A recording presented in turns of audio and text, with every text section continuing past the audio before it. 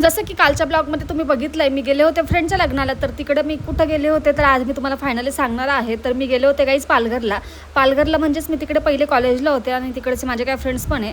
मग तिच्याच लग्नाला गेले होते. तर त्यांचं इथं आज रिसेप्शन होतं, लग्न कालच झालं होतं. तर मग रिसेप्शनला मी गेले होते आणि हा माझा मित्र तो घरी चालला होता. त्या लग्न वगैरे झालं होतं, आमचं आवरलं होतं. त्याच्यानंतर त्याला बाय केलं, जेवण केलं आणि त्यांच्याकडे कसं असतं नॉनव्हेज असतं लग्नामध्ये, पूर्णपणे मटण मच्छी वगैरे ह्या सगळ्या गोष्टी असतात आणि आपल्याकडे कसं व्हेज असतं.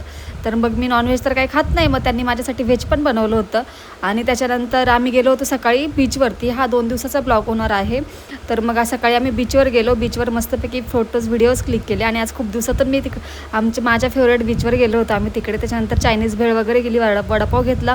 तिथून मी पुन्हा रिटर्नला निघाले, रिटर्नला प्रवास आला. तर मग सगळ्यांना बाय केलं आणि बसमध्ये मी खायला एवढं काही साहित्य घेऊन आले होते. त्याच्यानंतर नाशिकमध्ये येऊन पोहोचले आणि मला नवरोबा सिन्नर बस स्टँडवरती घ्यायला आले होते. त्याच्यानंतर मी